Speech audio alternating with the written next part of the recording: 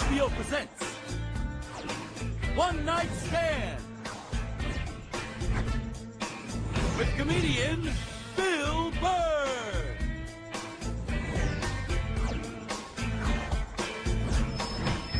Ladies and gentlemen, Bill Burr.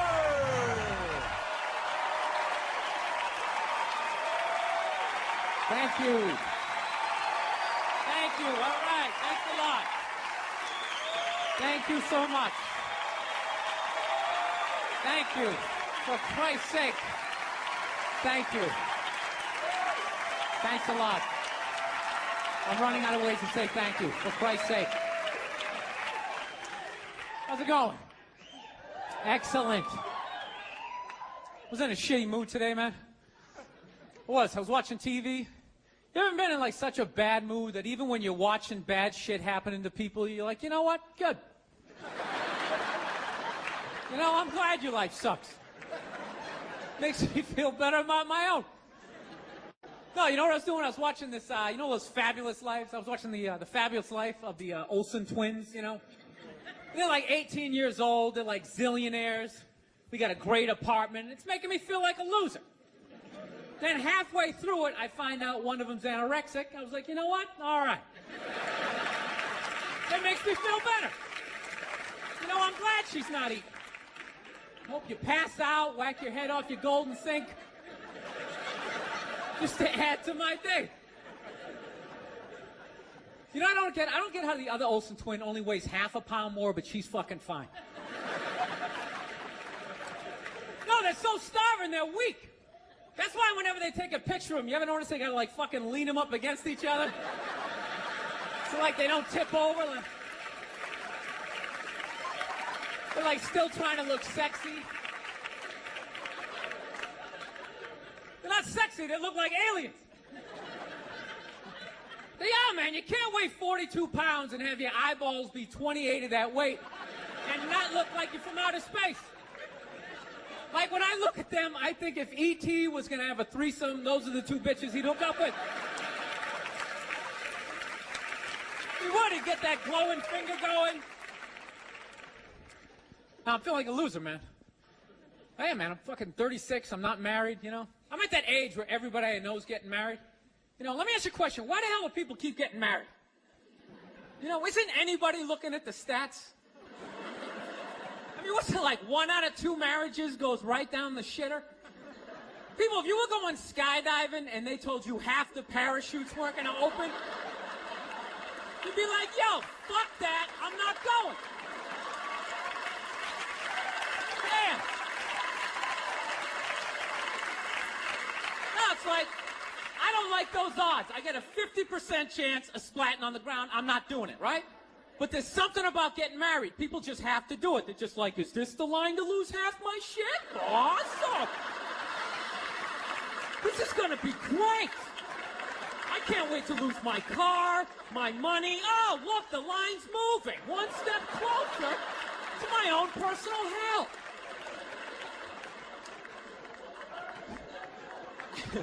No, I don't think I could ever get married, man. Married dudes freak me out. Anytime you ask a married guy, what's it like being married, they always tell you it's good, but they always have a look on their face like they have like an appendicitis. You ever notice that? You're like, dude, what's it like being married? Like, you know, it's good. It's good. It's, no, it's good. It's enjoyable, you know. It's a lot of work, but, you know, I think when you meet that special someone, there's a connection, and I can't feel my legs. Let me just lean over here. You know, a woman completes a man, and some other metaphor.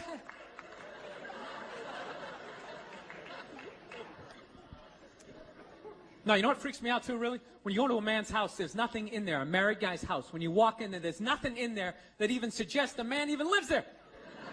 It's all potpourri and throw pillows. That stupid canopy, we live in a dollhouse bullshit over the bed. Where does all the guy's stuff go? They just throw it out, they just walk into your apartment. Oh my God, look at all your stuff. All your stuff is stupid. Look at all this stupid stuff. Wow, guys buy really stupid stuff. Hey, you want to go to the candle store? Let's go to the candle store. Wouldn't that be awesome? I've been dragged into that nightmare for like an hour and a half. 90 minutes just sitting there. This smells like a pumpkin. Doesn't that smell like a pumpkin? This looks like a Christmas tree. Wouldn't that be great? Smell like Christmas in the apartment? Middle of the summer, just buck with your whole reality? No, you know what it is? I didn't have like a really good model necessarily, like growing up. Like watching my parents, they always used to argue and shit, you know? Like I was afraid of my dad when I was growing up, you know? Anybody have a dad like that? You were just afraid of him? You know? Not like those sitcom dads that come home, the kids are like hugging their legs. My dad pulls in the driveway. Me and my brother's freaked like, fucking dad's home. Shut off the TV. Try to hide. Dude, if I stand like this, do I look like a lamp? He won't see me, right? Can I just fucking chill out here? He wasn't understanding. When you fucked up, he told you. He didn't sit down, well, we're going to work it out. We'll just, you know, I still love you. He looked, what the fuck is wrong with you? Jesus Christ, you're an idiot. Weren't you even paying attention? No, bullshit. Christ, you're just like your mother. You're fucking out to lunch.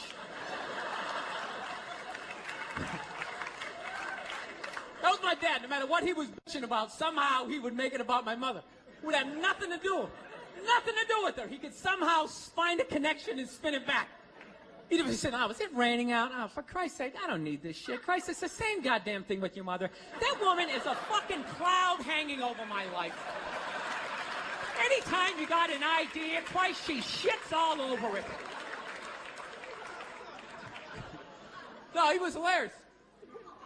He used to work all the time, so he didn't really have, like, any friends or anything. So he used to talk to me when I was 8 years old like I was a fucking bartender. Just dumping all this shit on me. Like playing in the sandbox, he'd be coming up. I'll tell you, I don't know what the fuck I ever got married for. I'll tell you, man, I'm going to get the fuck out. I swear to God. One of these days, I'm going to get in the car. I'm going to fucking drive out of here. Your mother's a bitch, Billy. Do you realize that? The woman is a fucking bitch. Is that too real for you guys? You fucking know what I'm talking about.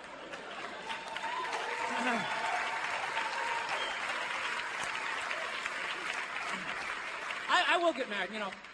I was making that. I'll definitely get married someday, you know. I love women and everything. I'm just finding I'm not, like, compatible with them. You know what I mean? You ever just feel that?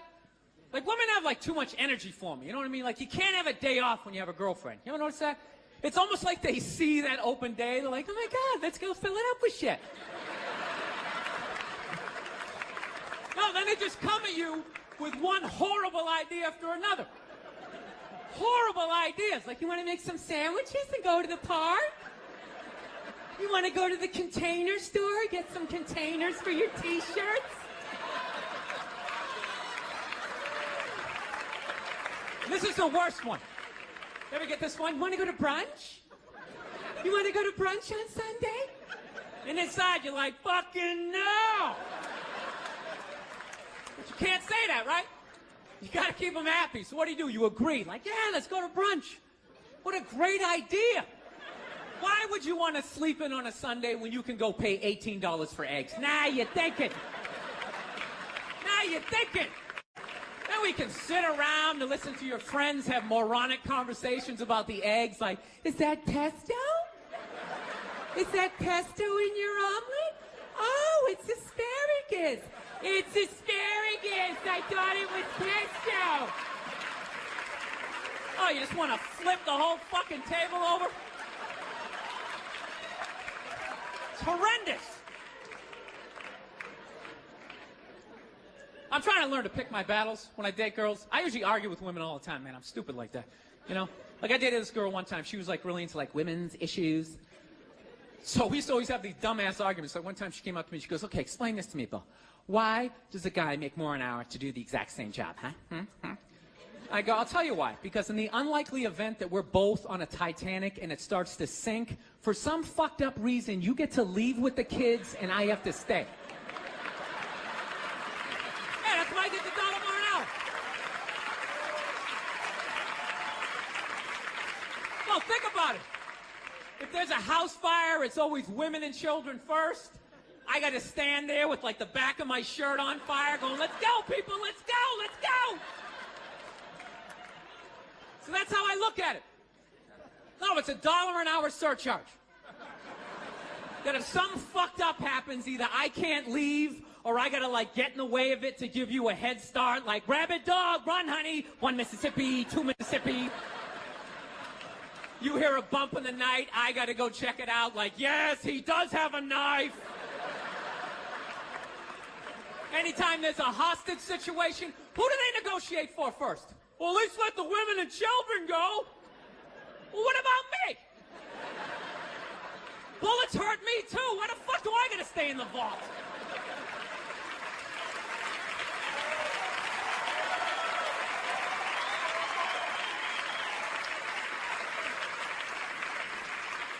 No, that's my point, man. Where are all the feminists in those situations? You know what I mean? You can't find them. There are no feminists in a house fire. That's a guarantee. You could take the most hardcore feminist, some chick right in your face, like, you chauvinistic son of a bitch, little short, little haircut, the whole 9 yards, right? Second those flames break out, she's gonna twist those little hairs into pigtails. No, I'm just a girl. I want to go play jump rope. And leave you standing in a burning house like you're not flammable. You know, but I'm not a dick, though. I'm not saying I think a woman should make $1 less an hour to do the same job. All I'm saying is if you're going to make what I make when the boat sinks, you better be standing right there next to me, listen to that guy play the cello. Then you get the corner office. You get all the benefits or whatever. So anyways, I was watching George Bush today, man. That guy scares the shit out of me. No, not because, like, oh, you know, all that political stuff. He's just, like, tuning to Jesus for me. I get uncomfortable with that. When people get, like, overly religious, it kind of freaks me out, you know? You know what I mean? Like, I don't mind. I don't mind when, like, black people get really into Jesus, though, you know? Because, like, somehow, like, the shit stays spiritual. You know, you get a couple of good songs out of it. You know what I mean? People look like they're having a good time. Somehow when, like, white dudes get too into Jesus, all of a sudden, like, shit catches on fire. People start dying, somebody says they're Jesus, and they try to fuck every chick in the compound. Then the FBI's got the place surrounded, that tank comes in shooting the flames out the front. And I'm not saying white dudes are any more crazier than black dudes, it's just that nobody's watching us. That's the problem. That's too much freedom. It's kind of like living alone, you know, that same kind of fucked up freedom. You ever feel when you live alone, you, like, slowly go crazy? You know, because you got too much freedom, because everybody does crazy shit. But when you live alone and start doing something crazy, there's nobody there to be like, dude, what the fuck are you doing? What is wrong with you? What is that? Put it down.